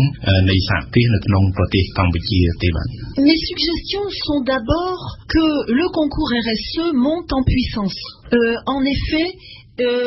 សំណុំពររបស់ខ្ញុំហ្នឹងគឺថាខ្ញុំចង់ឲ្យធ្វើយ៉ាងណាការយកចិត្តទុកដាក់ឬក៏ទៅដល់ប្រតិបត្តិការដែលមានការទទួលខុសត្រូវផ្នែកសង្គមនេះគឺថាយើងយកចិត្តទុកដាក់បានខ្លាំងជាពិសេសលើកស្ទួយទៅដល់ការរៀបចំការប្រឡងប្រជែង ASE នេះហើយដើម្បីឲ្យមានការចូលរួមកាន់តែច្រើនទៀតនៅក្នុងការប្រឡងប្រជែងនេះខ្ញុំសូមឲ្យគណៈកម្មការរៀបចំហ្នឹងគាត់កែសម្រួលបែបបទនៃការចូលរួមលក្ខខណ្ឌចូលរួមហ្នឹងដើម្បីឲ្យក្រុមហ៊ុនផ្សេងទៀតគាត់មានឱកាសចូលរួមដែរបើហៅថាលក្ខខណ្ឌដែលយើងកំណត់រហូតមកដល់ពេលបច្ចុប្បន្ននេះហាក់ដូចជាតឹងតែងដែលនាំឲ្យក្រុមហ៊ុនមួយចំនួនដែលគាត់ចង់ចូលហ្នឹងគាត់មិនអាចចូលរួមបានហើយឆ្លងតាមអ្វីដែលខ្ញុំពិភាក្សាគ្នាពាក់ព័ន្ធទៅនឹងការរៀបចំការប្រឡងប្រជែងហ្នឹងគឺខ្ញុំយល់ឃើញថាសភាពាណិជ្ជកម្មអឺរ៉ុបហ្នឹងគួរតែចូលរួមក្នុងការលើកស្ទួយការប្រកួតប្រជែងនេះដែរហើយនៅបារាំងខ្ញុំសូមលើកឡើងថាមានក្រុមការងារសម្របសម្រួលមួយរវាងរដ្ឋបាលរវាងក្រុមហ៊ុនក៏ដូចជាអង្គការសង្គមស៊ីវិលផងដែរនៅក្នុងវិស័យវិជ្ជាភ័ណ្ឌហើយអ្វីដែលយើងសម្រាប់ឬក៏ការពិភាក្សានៅក្នុងក្រុមការងារសម្របសម្រួលហ្នឹងខ្ញុំគិតថាវាអាចមានឥទ្ធិពលមកដល់ប្រទេសកម្ពុជាដែរមានឥទ្ធិពលទៅដល់វិស័យវិជ្ជាភ័ណ្ឌនៅប្រទេសកម្ពុជាដែលមានសារៈសំខាន់នៅក្នុងការអភិវឌ្ឍប្រទេស Le travail qu'on pourra faire dans ce groupe pourrait avoir un impact au Cambodge dans ce secteur qui est un secteur essentiel des exportations du pays. ដោយពេលវេលាមានកំណត់ជាថ្មីម្ដងទៀតខ្ញុំសូមថ្លែងអំណរគុណដល់លោកស្រី Geneviève ដែលលោកស្រីបានចំណាយពេលវេលាដ៏មានតម្លៃផ្ដល់នៅកិច្ចសម្ភាសន៍ដល់វិទ្យុ RFE យើងខ្ញុំសូមអរគុណបាទ C'est moi qui vous remercie pour votre accueil. កម្មវិធីនេះសហការឧបត្ថម្ភដោយ Ken Probiotic ជាផលិតផលធម្មជាតិ 100% មានប្រសិទ្ធភាពខ្ពស់ដល់សុខភាពដូចជាជួយសម្រួលការរំលាយអាហារបំបាត់ stress ធ្វើឲ្យពិសាបាយបានសម្រានលក់ស្រួលនិងបំបាត់ការឈឺសន្លាក់ឆ្អឹង Ken Probiotic ជាផលិតផល PPM និង Confidel ហើយចែកចាយដោយក្រុមហ៊ុន BKSH ផាកាហ្វេជាភោជនីយដ្ឋានបម្រើគុយទាវកាហ្វេឈ្ងុយឆ្ងាញ់ចាប់ពីព្រឹករហូតដល់ល្ងាចនិងជាទីកន្លែងបង្កើនមិត្តភាពសហគ្រិនភាពដៃគូពាណិជ្ជកម្មរបស់លោកអ្នកសាកលវិទ្យាល័យឯកទេសនៃកម្ពុជា CUS សិក្សាដើម្បីគុណភាពសិក្សាដើម្បីសមត្ថភាពវិជ្ជាជីវៈសិក្សានៅ CUS Sinvayu Link Cafe ដោយម៉ាស៊ីន Probat ដែលមានតែមួយគត់នៅកម្ពុជាទំនាក់ទំនងតាមទូរស័ព្ទលេខ011 816 222និង011 816 222 ព្រឹត្តិការណ៍អន្តរជាតិប្រចាំថ្ងៃនៅក្នុងនីតិព្រឹត្តិការណ៍អន្តរជាតិប្រចាំថ្ងៃរបស់វិទ្យុបារាំងអន្តរជាតិនៅថ្ងៃសៅរ៍ទី18វិច្ឆិកានេះយើងសូមធ្វើការតាមដានភាគបន្តនៃរឿងរ៉ាវទាក់ទិននឹងនាយករដ្ឋមន្ត្រីលីបង់ដែលត្រូវគេសង្ស័យថាបានចុះចេញពីតំណែងក្រោមការបង្គាប់បញ្ជារបស់អារ៉ាប៊ីសាអូឌីតមកពិសីសូមចូលខ្លួនមកផ្ដល់ព័ត៌មានលម្អិតជំរាបសួរពិសីបាទសួស្ដីពិរៈពិសីបារាំងបានចេញមុខធ្វើអន្តរាគមន៍ជួយរំដោះលោកនាយករដ្ឋមន្ត្រីលីបង់អារ៉ាប៊ីសាអូឌីតបើតាមដំណឹងទើបទទួលបានលោកសាហារីឌីនាយករដ្ឋមន្ត្រីលីបង់បានអញ្ជើញទៅដល់ទីក្រុងប៉ារីសហើយនៅព្រឹកថ្ងៃសៅរ៍នេះមែនទេពិសីបាទភារៈជាការពិតមែនដូចអ្វីដែលបានប្រកាសដោយថ្នាក់ដឹកនាំបារាំងគឺលោកសាហារីឌីនាយករដ្ឋមន្ត្រីលីបង់បានធ្វើដំណើរចេញពីរាជធានីរីយ៉ាតប្រទេសអារ៉ាប៊ីសាអូឌីតមកដល់ទីក្រុងប៉ារីសនៅព្រឹកថ្ងៃសៅរ៍ទី18វិច្ឆិកានេះយន្តហោះបានចុះនៅម៉ោងប្រមាណជា7ព្រឹកមិញនេះបន្តមកទៀតលោកហារីឌីព្រមទាំងភរិយាបានបន្តដំណើរទៅកាន់គេហដ្ឋានរបស់គាត់នៅក្នុងទីក្រុងប៉ារីសកាលពី1ម៉ោងមុននេះគឺលោកហារីឌីបានជួបនិយាយគ្នាមួយទល់នឹងមួយជាមួយនឹងលោកអេម៉ានូអែលម៉ាក្រុងប្រធានាធិបតីបារាំងនៅឯវិមានអេលីហ្សេមុននឹងបាយថ្ងៃត្រង់ជាមួយគ្នាដូច្នេះសម្រាប់ពេលនេះលទ្ធផលប្រជុំយ៉ាងណាគេនៅមិនទាន់ដឹងនៅឡើយទេភារៈរឿងរ៉ាវនេះគឺថាវាមិនខុសពីក្នុងរឿងកុនទេសាច់រឿង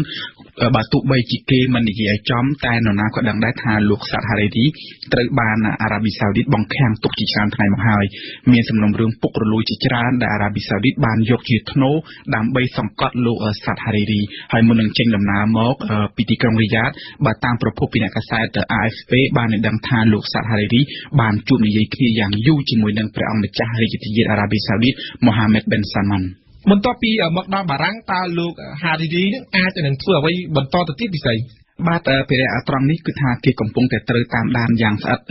នៅព្រឹកមិញនេះនៅលើទំព័រ Twitter របស់ប្រធានាធិបតីលីបង់គេបានសរសេរថា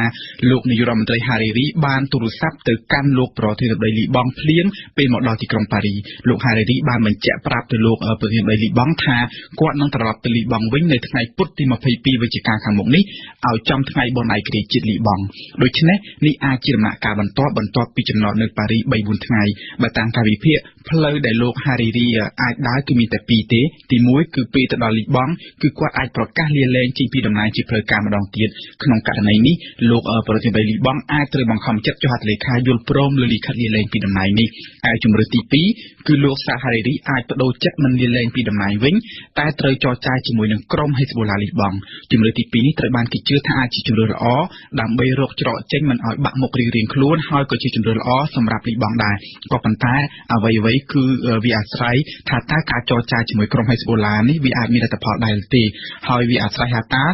លោកសាហារីឌីនឹងបានទទួលការបង្គាប់បញ្ជាអ្វីខ្លះពីអារ៉ាប៊ីសាអូឌីតដើម្បីយកចំណុចទាំងនោះមកដាក់លើតុជាមួយនឹងក្រុមហេសបូឡាពិសេសវិបត្តិនៅលីបង់នេះមានលក្ខណៈស្មុគស្មាញបំផុតព្រោះថាប្រភពបញ្ហាគឺវាជាប់ពាក់ព័ន្ធទៅនឹងការប្រជែងអំណាចរវាងអារ៉ាប៊ីសាអូឌីតនិងអ៊ីរ៉ង់ឯនោះទៅវិញទេតើការលូកដៃរបស់បារាំងជួយធ្វើអន្តរាគមន៍នៅពេលនេះអាចជាវិធីសាស្ត្រល្អឬមួយយ៉ាងណាពិសេសបាទការលើកឡើងរបស់ភារៈនេះមិនខុសទេបញ្ហានេះគឺថាវាកើតចេញពីការប្រជែងអំណាចរវាងអារ៉ាប៊ីសាអូឌីតនិងអ៊ីរ៉ង់លីបង់កំពុងត្រូវមហាយៈអ៊ីស្លាមទាំងពីរនេះដណ្ដើមគ្នាក្រុមហេសបូឡាលីបង់គឺជាកងប្រដាប់អាវុធដ៏មានឥទ្ធិពលហើយដែលទទួលបានការទំនុកបម្រុងដោយផ្ទាល់ពីអ៊ីរ៉ង់អារ៉ាប៊ីសាអូឌីតបានសង្កេតឃើញថាលោកនាយករដ្ឋមន្ត្រីលីបង់សាហារីឌីនេះបានបណ្តែតបណ្ដោយច្រើនណាស់ទុកឲ្យក្រុមហេសបូឡានេះធ្វើសកម្មភាពនានានិងប្រាក់ឥទ្ធិពលវាទីនៅក្នុងតំបន់ដើមបូព៌ាបើតាមអ្នកកាសែតម្នាក់ឈ្មោះ Advan Al-Amari បានឲ្យដឹងថាការពី8ខែមុននេះអារ៉ាប៊ីសាអូឌីតក៏ធ្លាប់បានហៅលោកនាយរដ្ឋមន្ត្រីលីបង់ទៅព្រមានម្ដងរួចមកហើយដោយបានបង្ហាញផុសតាំងជាច្រើនស្ដីពីសកម្មភាពរបស់ពួក Hezbollah លីបង់នៅយេម៉ែននៅបារ៉ែននិងកូវេតជាដើមហើយអ្វីដែលធ្វើឲ្យអារ៉ាប៊ីសាអូឌីតអត់ទ្រាំលែងបានគឺមីស៊ីលបាល់លីស្ទិកដែលបានបាញ់ចេញពីយេម៉ែនកាលពីថ្ងៃទី4វិច្ឆិកាកន្លងទៅសម្ដៅគំនិតទីក្រុងរីយ៉ាតមីស៊ីលនោះត្រូវបានគេជឿថាជាមីស៊ីលរបស់អ៊ីរ៉ង់ដែលបញ្ជូនទៅឲ្យក្រុមហ៊ូទីហើយដឹកនាំការបាញ់បង្ហោះដោយក្រុម Hezbollah នេះតែម្ដងបាទនិយាយឲ្យត្រង់ទៅគឺថាអារ៉ាប៊ីសាអូឌីតបានចាត់ទុកលោកសាតហារីរីដូចជាពស់មួយក្បាលពីរអញ្ចឹងហើយដូច្នេះហើយបានជាគេរកវិធីដើម្បីដាក់សម្ពាធឲ្យទាល់ច្រកក៏ប៉ុន្តែអារ៉ាប៊ីសាអូឌីតបានដើរដល់ចំណុចមួយដែលគ្មានច្រកចេញត្រង់កន្លែងនេះហើយទើបអារ៉ាប៊ីសាអូឌីតបានសុកចិត្តឲ្យបារាំងធ្វើអន្តរាគមន៍ភ្លាមតែបើតាមប្រភពពីអ្នកជំនួយធំម្នាក់នៅអារ៉ាប៊ីសាអូឌីតបានឲ្យដឹងថាមុននឹងចេញដំណើរពីរីយ៉ាតលោកសាតហារីរីបានចុះហត្ថលេខាទទួលស្គាល់ប្រាក់ជំពាក់អារ៉ាប៊ីសាអូឌីតរាប់រយលានដុល្លារនោះដូច្នេះលោកហារីរីគ្មានជំរឿអ្វីក្រៅតែពីការធ្វើតាមបង្គាប់របស់អារ៉ាប៊ីសាអូឌីតទេភិរៈសម្រាប់ពេលនេះបារាំងគ្រាន់តែបានជួយរំដោះលោកហារីរីចេញពីអារ៉ាប៊ីសាអូឌីតអន្តរាគមន៍នេះអាចស្រោចស្រង់មុខមាត់របស់លោកសាតហារីរីនិងអារ៉ាប៊ីសាអូឌីតមែនក៏ប៉ុន្តែបញ្ហាមិនទាន់ចប់ត្រឹមនេះទេអ្វីៗគឺវាអាស្រ័យទៅលើអ៊ីរ៉ង់ដែរបារាំងត្រូវតែប្រុងប្រយ័ត្នព្រោះអ៊ីរ៉ង់បានចោទបារាំងបាត់ទៅហើយថាលំអៀងទៅខាងអារ៉ាប៊ីសាអូឌីតបន្ទាប់ពីបានសម្រេចពន្យាលពេលទស្សនកិច្ចរបស់លោកម៉ាក្រុងនៅអ៊ីរ៉ង់ដូច្នេះបារាំងត្រូវតែរកវិធីធ្វើយ៉ាងណារកទំនុកចិត្តពីសងខាងឲ្យបានបើសិនជាបារាំងចង់ធ្វើអាញាកណ្ដាលអរគុណពិសេសសម្រាប់បទអន្តរាគមន៍នៅរាត្រីនេះស្ដាប់វិទ្យុបារាំង RFE ពិភពលោកស្ថិតនៅក្នុងដៃរបស់លោកអ្នក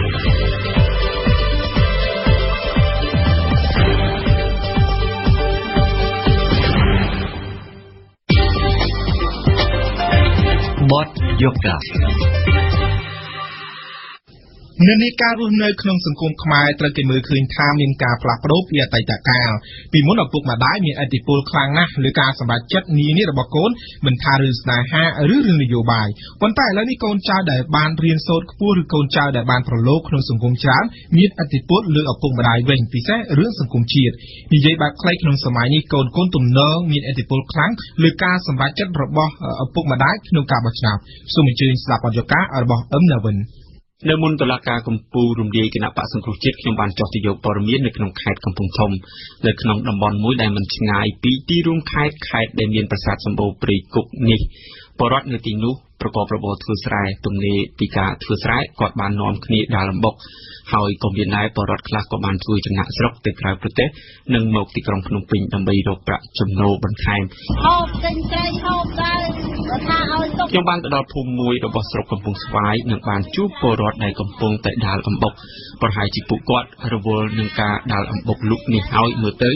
បានជាពលរដ្ឋមួយចំនួននៅក្នុងតំបន់នេះនិយាយថាមិនបានដឹង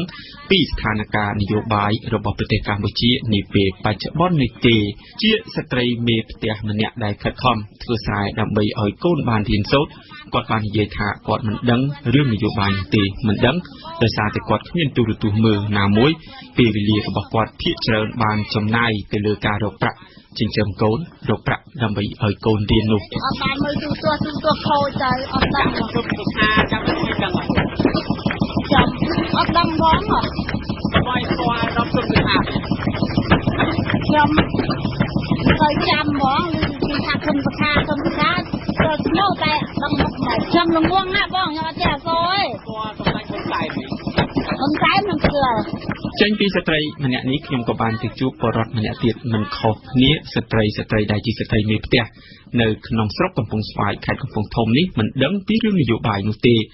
មិនខុសពីស្ត្រីខាងលើសំបីតែថ្នាក់ដឹកនាំអិសរាជជននយោបាយល្បីៗគាត់ស្ទាក់ស្ទើរស្គាល់មិនច្បាស់នោះស្ត្រីមេផ្ទះម្នាក់ទៀតនេះក៏គាត់និយាយថាមិនលឺសូអីមានរឿងនិយាយអីមិនលឺអីចាំតែលឺសូមាននិយាយអីទេខ្ញុំអត់ទេអត់ដឹងរឿងទៅទៀតយ៉ាងម៉េចយ៉ាងណាអត់ទេចាំទេដឹងអីទេចិត្តខ្លាចទៅជាកើតសង្គ្រាមកើតអីទៀតទេមើលទៅចិត្តខ្លាចណាតែកើតសង្គ្រាមទីទេតែចិត្តសង្គ្រាមមកខ្ញុំចាខ្លាចសង្គ្រាមបើអត់កើតសង្គ្រាមទេវាសប្បាយខ្ញុំចិត្តឲ្យយ៉ាប់អត់មហោគាត់ស្ដីអត់ស្រូវអត់អង្គមិនដឹងថាបរិវត្តទាំងនេះគាត់មិនដឹងពីស្ថានភាពនយោបាយមែនឬគាត់មិនចង់និយាយនោះទេប៉ុន្តែអ្នកខិតខំជំរុញដំណើរការលទ្ធិប្រជាធិបតេយ្យបាននិយាយថាដើម្បីឲ្យស្រុកទេសមានការរីកចម្រើនមានសមធម៌នៅក្នុងសង្គមគឺទាមទារឲ្យមានការចូលរួមពីពលរដ្ឋ បរដ្ឋគួរសិក្សាស្វែងយល់ពីស្ថានភាពសង្គមនិងគួរតែទទួលបានព័ត៌មានឲ្យបានគ្រប់ជ្រុងជ្រោយទោះបីជាចាស់មិនដឹងពីរឿងនយោបាយតែនៅទីនេះយុវជនបាននិយាយថាពួកគាត់តែងតែផ្ដល់ព័ត៌មានពីរឿងស្រុកប្រទេសនេះទៅឲ្យឪពុកម្ដាយរបស់ពួកគេនៅក្នុងចំណោមបរដ្ឋនៅក្នុងតំបន់ដែលនិយមដាក់អំបុកនេះអ្នកខ្លះមានកូនមកធ្វើការមកសិក្សានៅទីក្រុងភ្នំពេញហើយកូនរបស់ពួកគាត់មួយចំនួនក៏បានមកសិក្សាត្រឹមទីរួមខេត្តកំពង់ធំនោះដែរការដែលកូនចៅមករស់នៅក្នុងសហគមន៍ដែលសម្បូរព័ត៌មានពិសេសនៅក្នុងមជ្ឈដ្ឋានអ្នកប្រើប្រាស់បណ្ដាញសង្គមនេះហើយដែលព័ត៌មានដែលកូនចៅរបស់ពួកគាត់ទទួលបានពួកគេនឹងត្រូវយកទៅចែករំលែកឲ្យឪពុកម្ដាយរបស់គេនៅពេលដែលមានការជួបជុំគ្នាម្ដងនោះយុវជនម្នាក់នេះគាត់ជាកូនចៅរបស់ស្ត្រីម្នាក់នៅក្នុងចំណោមស្ត្រីដែលខ្ញុំបានជួបសម្ភាសខាងលើនោះពេលខ្ញុំមកផ្ទះម្ដងចឹងខ្ញុំនិយាយប្រាប់គាត់ទៅនិយាយឲ្យខ្ញុំម៉ែខ្ញុំមកចឹងទៅជុំគ្នាពេលយប់ខ្ញុំនិយាយប្រាប់គាត់ទៅពេលថ្ងៃចឹងរវល់អត់បាននិយាយទេទៅបាទទៅជាទូរស័ព្ទឆែកទៅវាលោតមកឲ្យគាត់មើលទៅបង្ហាញគាត់ទៅយុវជនរូបនេះគាត់ជានិស្សិតម្នាក់ដែលកំពុងសិក្សានៅថ្នាក់មហាវិទ្យាល័យនៅក្នុងទីរួមខេត្តកំពង់ធំគាត់បាននិយាយថាខុសពីចាស់ក្នុងភូមិយុវជនដែលបានរៀនសូត្រដល់ឧត្តមសិក្សាហើយអ្នកខ្លះបានប្រកបមុខរបរនៅក្រៅភូមិនោះពួកគេបានតាមដានសភាពការសង្គមជាយុវជនម្នាក់គាត់បានមើលឃើញថាយុវជននៅក្នុងសហគមន៍គាត់ឥឡូវសឹងតែ 100% បានប្រើប្រាស់ Facebook ហើយ Facebook នេះហើយដែលបានផ្ដល់ព័ត៌មានពីរឿងប្រទេសជាតិដល់ពួកគេអាស្រ័យនៅតាមតំបន់ដែរបងតំបន់ខ្លះគាត់តាមដានរឿងនយោបាយច្រើនដែរទៅចូលទៅតាមខាងក្នុងចឹងទៅគឺគាត់អាចមើលព័ត៌មានពីរឿងប្រទេសជាតិតាមខ្លះដែរបងគាត់មើលតាម Facebook មើលតាម YouTube ទូរស័ព្ទរបស់គាត់និយាយរួមយុវជនទៅថា100% លេង Facebook បងការដែលយុវជនបានផ្ដល់ព័ត៌មានទៅឲ្យឪពុកម្ដាយយុវជនមានឥទ្ធិពលផ្នែកការគិតទៅដល់ឪពុកម្ដាយនេះគឺជារបបថ្មីនៅក្នុងសង្គមខ្មែរមុននេះប៉ុន្មានឆ្នាំឪពុកម្ដាយមានឥទ្ធិពលខ្លាំងណាស់លើកូនចៅមិនថារឿងសង្គមរឿងស្នេហាការសិក្សារបស់កូនចៅនោះទេឪពុកម្ដាយភាគច្រើនបានធ្វើការសម្រេចចិត្តជំនួសកូនក៏ប៉ុន្តែឥឡូវមានការផ្លាស់ប្ដូរហើយលោកទឹកវណ្ណរានាយកប្រតិបត្តិអង្គការវេទិកាអង្គការមិនមែនរដ្ឋាភិបាលស្ដីពីកម្ពុជាដែលជានាយិកាលោកបានចុះធ្វើការជាមួយពលរដ្ឋនោះគាត់ក៏បានមើលឃើញពីនិន្នាការថ្មីនៃការផ្លាស់ប្ដូរនេះដែរខ្ញុំយល់ឃើញថាបរិបទនៃសង្គមកម្ពុជាមានការផ្លាស់ប្ដូរពីដើមមកពុកម្ដាយគាត់មានអធិពលទៅដល់តកូនកូនចៅគាត់និយាយមិនគឺកូនចៅដែលធ្វើតាមអញ្ចឹងជាពិសេសតកូនការជ្រើសគូសកលការអប់រំតកូនគេហៅថាការរស់នៅក្នុងគ្រួសារហើយការរស់នៅក្នុងសង្គមក៏ដូចជាការផ្ដល់យោបល់តកូនផ្នែកនយោបាយផងដែរមានន័យពេលខ្លះទៅបោះឆ្នោតអីគាត់ឲ្យ advice បាទមានន័យគាត់ឲ្យប្រឹក្សាយោបល់ដល់ក្រុមគ្រួសារគាត់តែទស្សនវិជ្ជាបច្ចុប្បន្នគឺយ៉ាង30ឆ្នាំក្រោយបាទខ្ញុំឃើញថាមានការផ្លាស់ប្ដូរលោកទឹកវណ្ណរាបានបញ្ជាក់ពីមូលហេតុដែលនាំឲ្យមានការផ្លាស់ប្ដូរនេះថាគឺដោយសារកត្តាសេដ្ឋកិច្ចពីមុនមកកូនចៅពឹងផ្អែកទៅលើពុកម្ដាយតាំងពីកើតមករហូតដល់ជាពិសេសកូនស្រីគឺរៀបចំគូសកលរៀបចំឲ្យគាត់ដាក់ទុកដាក់ឲ្យគាត់ចែកទ្រព្យសម្បត្តិឲ្យទៀតតែឥឡូវកត្តាសេដ្ឋកិច្ចគឺឪពុកម្ដាយគាត់ពឹងផ្អែកលើកូនចៅវិញឧទាហរណ៍កូនមកធ្វើការនៅភ្នំពេញអញ្ចឹងដោយសារបំលាស់ប្ដូរនៃបរិបទសង្គមគឺកូនអរលុយអ្នកផ្ញើលុយឲ្យកត់កូនទៅធ្វើការនៅកូរ៉េទៅធ្វើការនៅម៉ាឡេស៊ីទៅធ្វើការនៅអារ៉ាប់ទៅធ្វើការនៅថៃអញ្ចឹងកូនជាអ្នកផ្ដល់សេដ្ឋកិច្ចឲ្យគ្រួសារវិញអញ្ចឹងតិចឬមួយច្រើនគាត់មានអធិពលទៅលើឪពុកម្ដាយគាត់វិញហើយគាត់បានស្គាល់បរិយាកាសខាងក្រៅល្អមានន័យខាងក្រៅមកហើយក៏មានចំណេះដឹងច្រើនជាងក៏មានព័ត៌មានច្រើនជាងក៏ផ្ដល់ឪពុកម្ដាយវិញអញ្ចឹងអាភាពជាគំរូណាឪពុកម្ដាយគាត់ចាប់ផ្ដើមស្ដាប់ទី1មានន័យថាកូនគាត់រលួយពីក្រៅមកដើម្បីគ្រប់គ្រងគាត់អញ្ចឹងក៏មានអធិពលមួយទាំងផ្លូវចិត្តទាំងអំណាចទាក់ទងនៃការនិយាយក៏មានអធិពលដែរហើយទី2ឪពុកម្ដាយក៏ឲ្យតម្លៃទៅកូនដែរព្រោះកូនបានឡូវកូននោះស្អីរៀនចប់បាក់ឌុបចប់ឌីប្លូមរៀនចប់សាកលវិទ្យាល័យហើយនឹងពេលដែលគាត់និយាយទៅកាន់ឪពុកម្ដាយវិញគាត់ឲ្យតម្លៃថាគេចេះដឹងអស់ហើយអញ្ចឹងហើយគេទទួលបានព័ត៌មានច្រើនគេនៅជាមួយនឹងបច្ចេកវិទ្យាខ្ពស់អញ្ចឹងប្រហែលជាមានលក្ខណៈល្អប្រសើរអញ្ចឹងគាត់តាមកូនចៅវិញការដែលយុវជនមានឥទ្ធិពលឬយុវជនបានផ្ដល់ព័ត៌មានពីបញ្ហាស្រុកទេសទៅឪពុកម្ដាយនៅពេលនេះបានកើតឡើងស្របពេលដែលយុវជនកម្ពុជាត្រូវបានគេមើលឃើញថាបានចូលរួមយ៉ាងសកម្មលើបញ្ហាសង្គមនិងបានកំពុងឃ្លាំមើលយ៉ាងយកចិត្តទុកដាក់ លើកិច្ចការប្រទេសជាតិរបស់ខ្លួននោះ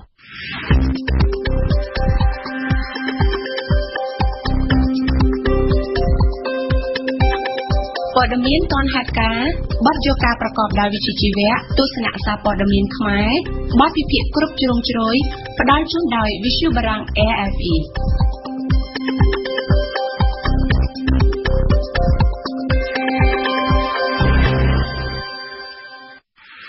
រៀនភាសាបារាំង នៅក្នុងនីតិរៀនភាសាបារាំងក្នុងសប្តាហ៍នេះលោកអ្នកនាងនឹងបានសិក្សាពាក្យពេចន៍ជាភាសាបារាំងថ្មីៗជាមួយគុយគុនធីរ៉ាសូមអញ្ជើញលោកអ្នកនាងស្ដាប់ដូចតទៅ Affaire du coffret 32e ខ្ញុំបានសួរខ្លួនឯងថានៅពេលខ្ញុំទទួលទូរស័ព្ទរបស់លោកអេជៀននោះតើនាងណាត់យ៉ានលូយ៉ងផ្ជាត្រូវរៅគ្នាប្រសាជាមួយឬអត់ណោះ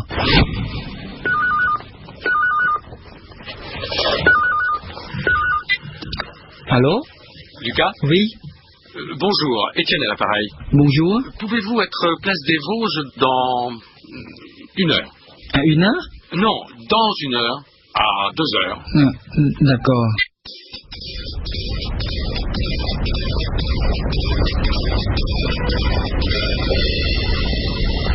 Oh, cô xong đài, rụt xâm nạ lưu ý tí bằng bày. Oh, non, lưu Étienne. Je ne suis pas d'accord. Ce n'est pas assez. Hein? Quoi comme pour les tout le sap? T'as été mon nana, non? J'ai dit 10%. Il y a un risque. Oui, depuis 1 semaine à Marseille. Non, je ne veux pas. Allô, René. Oh, ça. Oui, René. Ah, Lucas. Ça va? Ça va. Je suis désolé, je dois partir. Excusez-moi. D'accord.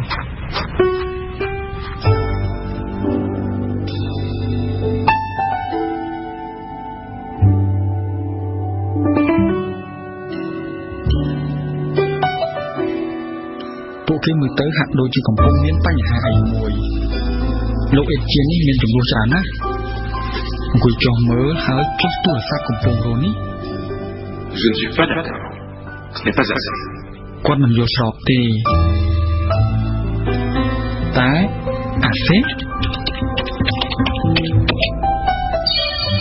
Trop peu. Peu. Assez. Trop. Beaucoup trop. Ha,បន្តិចបន្តួចគ្រប់គ្រាន់ច្រើនជ្រុលតើមានអ្វីមួយមិនគ្រប់គ្រាន់ C'est pas assez. J'ai dit 10%. ហើយគាត់បានជជែកពី 10% Oui, depuis 1 semaine à Marseille. depuis អញ្ចឹងមែនហើយតាំងពីមួយសប្តាហ៍មកនៅខេត្តម៉ាក់សីគាត់និយាយពីនាងណាន់យ៉ាតែតើមានទំនាក់ទំនងអ្វីជាមួយកិច្ចការជំនួយរបស់គេណោះហើយអ្វីទៅជាទំនាក់ទំនងរវាងលោករឺណេនិងនាងណាន់យ៉ាតើកូនមញ៉េនៅឯណាអូខេដាក់ការណែនាំបង្ហាញនេះនៅសារៈមន្ទីរជាមួយលោកអេជៀននិងលោករឺណេមើល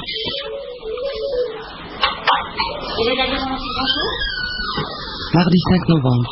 avec Lucas au musée. Alors, je vais évoquer rapidement Georges Sand. Et voilà le salon de Georges Sand. Ça fait aurore pas, en réalité. Donc ce tableau de Charpentier Ah, Étienne, toi ici, je te présente Lucas. Ah oui, vous êtes journaliste. Enchanté. Je suis Étienne Favre, le directeur de l'Hôtel des Arts. Et voici mon ami René Dubonpré. Il est antiquaire. Enchanté. ត្រឹមត្រូវណាស់3ថ្ងៃក្រោយពីការមកដល់របស់ខ្ញុំនាងណាន់យ៉ាបានណែនាំខ្ញុំឲ្យស្គាល់លោកអេជៀននាយកមន្ទីរសិល្បៈគេបានធ្វើការជាមួយគ្នាស្ដីពីការផ្ទេរហាប់ Et voici mon ami René Dubonpré. Il est antiquaire. តែលោករឺណេមិត្តដ៏ល្អរបស់គាត់នោះគាត់ធ្វើអ្វីដែរនៅសារមន្ទីរហ្នឹងណ៎ហើយចុះទោះជាយ៉ាងនេះក្តីលោកអេជៀននិងលោករឺណេមានកិច្ចការជំនួញរួមគ្នាតែមើលទៅគេទាំងពីរមិនត្រូវគ្នាសោះ Non, je ne peux pas. Allô, René. តើមានពាក់ព័ន្ធជាមួយនាងណាន់យ៉ាឬអត់អត់នោះ À suivre.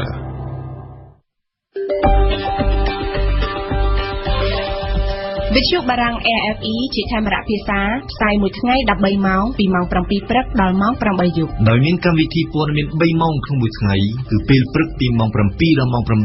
ថ្ងៃរសៀលពីម៉ោង1ដល់ម៉ោង2ពេលយប់ពីម៉ោង7ដល់ម៉ោង8សូមកុំភ្លេចបើកស្ដាប់វិទ្យុបារាំង AFE 92 MHz នៅភ្នំពេញនិងសៀមរាប 94.5 MHz នៅបាត់ដំបងក្រុងព្រះសីហនុនិងកំពង់ចាមស្ដាប់វិទ្យុបារាំងដើម្បីស្គាល់ពិភពលោកកាន់តែច្បាស់និងដើម្បីទទួលចំណេះដឹង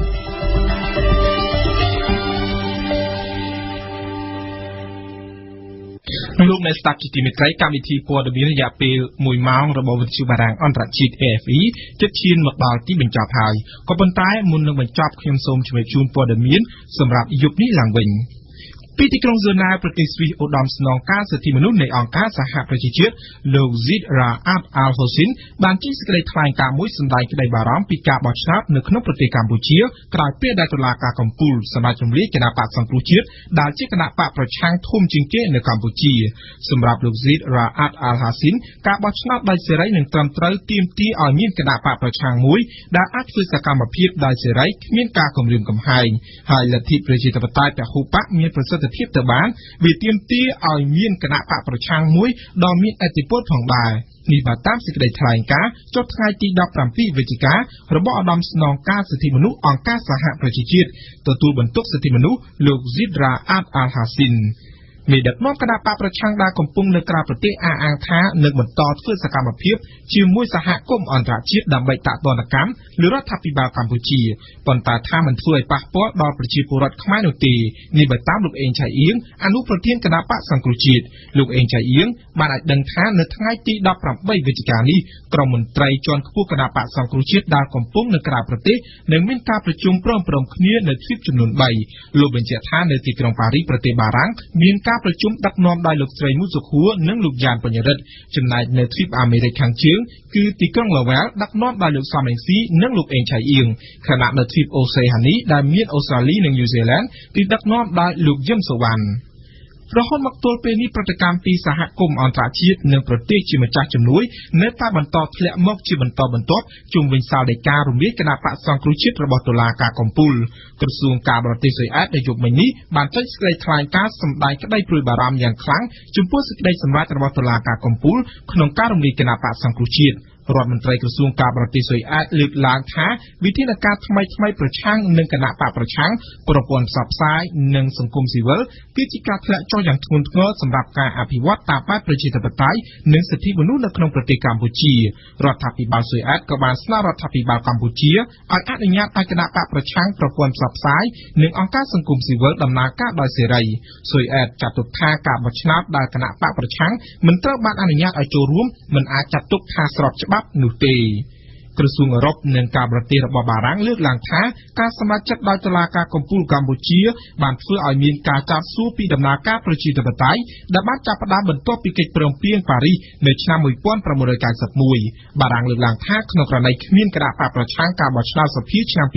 2018នឹងមិនត្រូវបានចាត់ទុកថាមានសេរីនិងប្រជាធិបតេយ្យនោះទេសេចក្តីថ្លែងការណ៍ដដែលបញ្ជាក់ទៀតថាបារាំងសោកស្ដាយចំពោះការធ្លាក់ចុះបន្ថែមភាពនេះនៅក្នុងបរិយាកាសនយោបាយបន្ទាប់ពីការចាប់ខ្លួនមេដឹកនាំគណៈបក្សសង្គ្រោះជាតិលោកកឹមសុខានិងការបិទបណ្ដាញសារព័ត៌មានជាច្រើននិងអង្គការក្រៅរដ្ឋាភិបាលប្រទេសបារាំងជំរុញឲ្យអាជ្ញាធរកម្ពុជាក្លាយជាផ្នែកមួយនៃដំណើរការប្រជាធិបតេយ្យម្ដងទៀតហើយអនុញ្ញាតឲ្យគណៈបកប្រឆាំងប្រព័ន្ធផ្សព្វផ្សាយនិងអង្គការសង្គមស៊ីវិលដំណើរការបានដោយគ្មានឧបសគ្គ